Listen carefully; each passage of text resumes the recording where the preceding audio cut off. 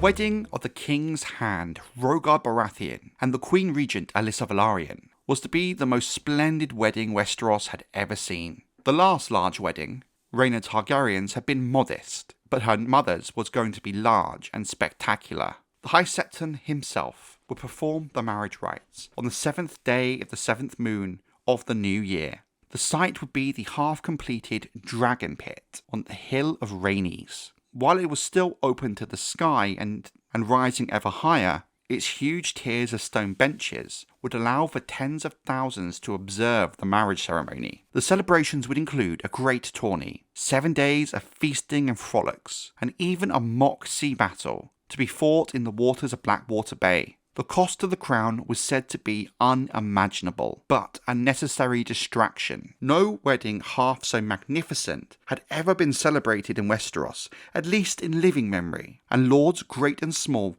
from throughout the realm and beyond gathered to be part of it. Lord Donald Hightower came up from Oldtown, countless knights, and 77 of the most devout of the faith, escorting the High Septon, whilst Lyman Lannister brought 300 knights from Casterly Rock. Brandon Stark, the old and ailing Lord of Winterfell, made the long perilous journey from the north with his sons Walton and Alaric, attended by a dozen fierce northern bannermen and 30 sworn brothers of the Night's Watch, who made a rare appearance in the capital. Lord Arryn, Corbray and Royce represented the Vale. Lord Salmy, Dondarrion, Tarly from the Dornish marches. Even from beyond the borders of the Seven Kingdoms, the great and mighty all came, wanting to be part of this magnificent wedding. The Prince of Dorne, while he did not come himself, sent his sister. The Sea Lord of Braavos, a son. The Archon of Tyrosh crossed the narrow sea himself with his maiden daughter, perhaps with hopes of marrying her to the young king.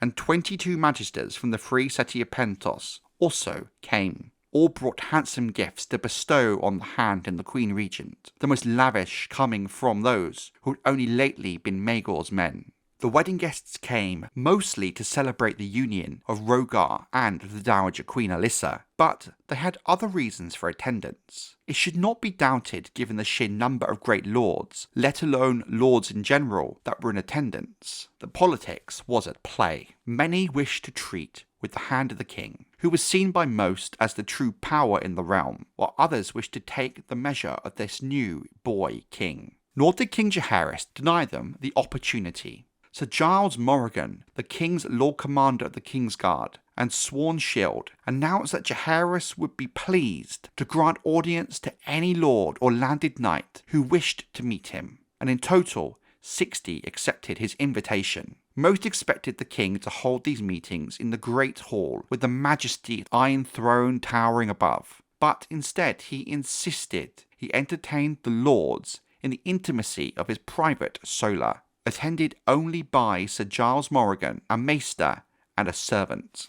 There, it is said, he encouraged each man to speak openly and freely, to share his views on the problems of the realm and how they might best be overcome. He is not his father's son, Lord Royce told his maester when he returned home. Grudging praise, maybe, but praise all the same. Lord Vance of Wayfarer's Rest was heard to say that he listens well, but says very little. Rickard Rowan found Jaehaerys gentle and softly spoken. Carl Connington thought him witty and good-humoured. Morton Caron, cautious and shrewd. He laughs often and freely, even at himself, John Mertins said approvingly. But Alec Hunter thought him stern, and Torgon Oakhart grim. Lord Mallister pronounced him wise beyond his years, while Lord Darry said he promised to be the sort of king any lord should wish to be proud to kneel to. The most profound praise came from Brandon Stark, Lord of Winterfell, who said, "I see his grandsire in him." In many ways, all of these words spoken by the lords of the realm would come to pass in some form over the next half-century. Strangely, the King's Hand Rogar Baratheon attended none of these audiences, but it should not be thought that Lord Rogar was an inattentive host. The hours his lordship spent with his guests were devoted to other pursuits altogether. He hunted with them, hawked with them, gambled with them, feasted with them, and drank the royal cellars dry. so dry more had to be brought up from the city below. After the wedding, when the tourney began, Lord Rogar was present for every tilt, every melee, surrounded by a lively and often drunken group of great lords and famous knights. The most notorious of his lordship's entertainments occurred 2 days before the ceremony. Though no official record of it exists in the court chronicles, tales told by servants and repeated for many years thereafter amongst the smallfolk claim that Lord Rogar's brothers had brought 7 virgins across the narrow sea from the finest pleasure houses of Lys. Queen Alyssa had surrendered her own maidenhood many years before to Aenys Targaryen, so there could be no question of Lord Rogar deflowering her on the wedding night. The Lyseni maids were meant to make up for that lack. If the whispers heard about the court afterwards were true, his lordship supposedly bedded 4 of the girls before exhaustion and drink ran him in. His brothers, nephews and friends supposedly bedded the other 3, along with 20 other beauties who had sailed with them from Lys. While Rogar drank and King Jaehaerys sat in audience with the lords of the realm, his sister, Princess Alysanne, entertained the highborn women who had come with them to King's Landing. This job should have been the king's elder sister, Rhaenyra's, but Rhaenyra had chosen not to attend the marriage, preferring to remain on Fair Isle with her own new husband and her own court. And the Queen Regent Alyssa Velaryon was busy with preparations for the wedding itself. So the task of playing hostess to the wives and daughters and sisters of the great and mighty fell to the young Princess Alysanne. Though she had only recently turned 13, the young princess rose to the challenge brilliantly. All agreed. For 7 days and 7 nights, she broke her fast with one group of highborn ladies, dined with a second, supped with a third. She showed them the wonders of the Red Keep, sailed with them on Blackwater Bay, and rode with them about the city. Alisanne Targaryen was the youngest child of King Aenys and Queen Alyssa, and had been little known amongst the lords and ladies of the realm before then, given her low position. Her childhood had been spent in the shadow of her brothers and elder sister, and when she was spoken of at all, it was as the little maid, the other daughter. She was little, that was true, slim and slight of frame, but she was often described as pretty, with a different kind of beauty than her sister Rhaenyra, which is to be expected given she was born of a house of renowned beauties. Her eyes were blue rather than traditional Targaryen purple. Her hair, a mess of honey-coloured curls rather than the normal Targaryen silver. No man ever questioned her wits. Later it would be said that she learned to read before she was weaned, and the court fool would make japes about Alisanne dribbling mother's milk on Valyrian scrolls as she tried to read while suckling at the wet nurse's teat. Had she been born a boy, she would surely have been sent to the citadel to forge a maester's chain, Septon Bath would say of her.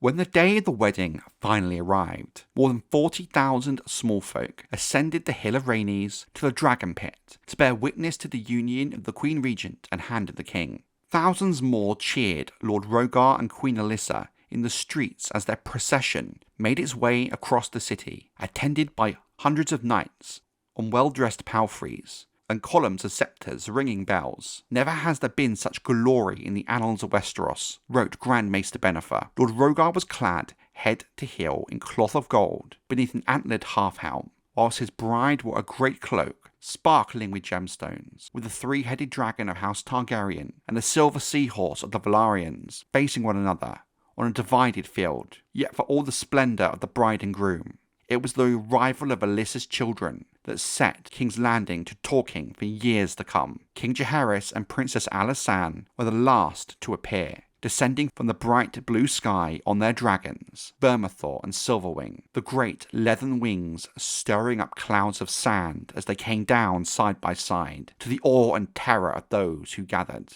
Of the ceremony itself, and the feast and bedding that followed, in due course, we need say little. The Red Keep's cavernous throne room hosted the greatest lords and the most distinguished of the visitors from across the narrow sea. Lesser lords, together with their knights and men-at-arms, celebrated in the yards and smaller halls of the castle, whilst the small folk of King's Landing made merry in hundreds of inns, wine sinks, pot shops and brothels. Notwithstanding his purported exertions 2 nights prior, it's reliably reported that Lord Rogar performed his husbandly duties with vigour, cheered on by his drunken brothers. 7 days of tourney followed the wedding, and kept the gathered lords and people of the city enthralled. The tilts were hard fought and thrilling, as had been seen in Westeros in many a year. All agreed. But it was the battles fought afoot with sword and spear and axe that truly excited the passions of the crowd on this occasion, and for a very good reason. It will be recalled that 3 of the 7 knights who served as Maegor the Cruel's Kingsguard were dead. The remaining 4 had been sent to the wall to take the Black. In their places, King Jaehaerys had thus named only Sir Giles Morrigan as his Lord Commander, and Sir Joffrey Doggett to the Kingsguard.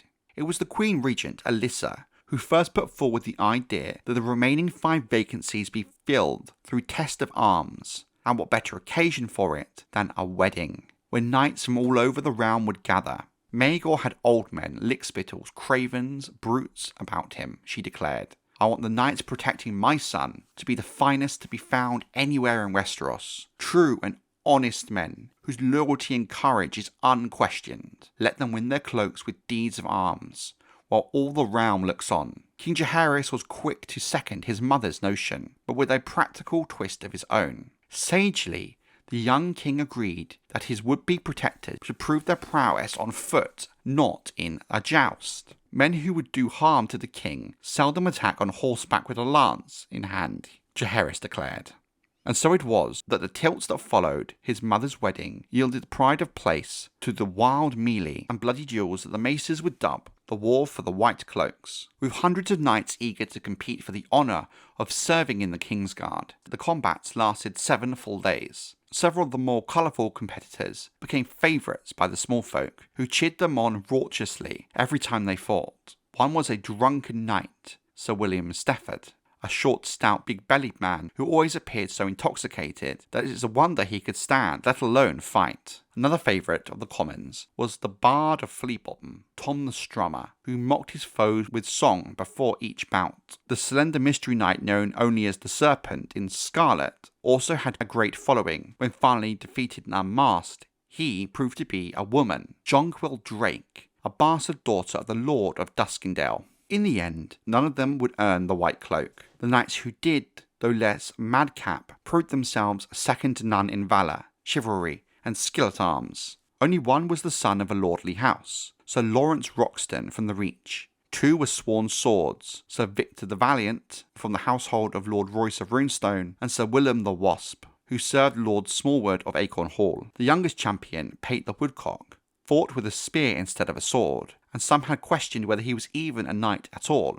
But he proved so skillful with his chosen weapon that Sir Joffrey Doggett settled the matter by dubbing the lad himself, whilst hundreds cheered on. The eldest champion was the grizzled hedge knight named Samgood of Sour Hill, a scarred and battered man of 63, who claimed to have fought in 100 battles. One-eyed, bald, and almost toothless, the knight called Sour Sam looked as gaunt as a fence post, but in battle he displayed the quickness of a man half his age, and his vicious skill honed through long decades of battles, great and small. Jaehaerys the Conciliator would sit the Iron Throne for 55 years, and many knights would wear that white cloak in his service during his long reign, more than any other monarch could boast. But it was rightly said that never did any Targaryen king possess a Kingsguard who could equal the boy king's first 7. The War of the White Cloaks marked the end of the festivities, or what soon became known as the Golden Wedding, as the visitors took their leave to wend their way home to their own lands and keeps. All agreed that it had been a magnificent event. The young king had won the admiration and affection of many lords great and small, and their sisters and wives and daughters had only praised the warmth shown to them by Princess Alysanne. The small folk of King's Landing were pleased as well. Their boy king seemed to have every sign of being just, merciful, and a chivalrous ruler, and his hand, Lord Rogar, was as open-handed as he was bold in battle. Happiest of all was the city's innkeeps, taverns, brewers, merchants, cutpurses, whores, and brothel keepers, all of whom had profited mightily from the coin the visitors had brought to the city.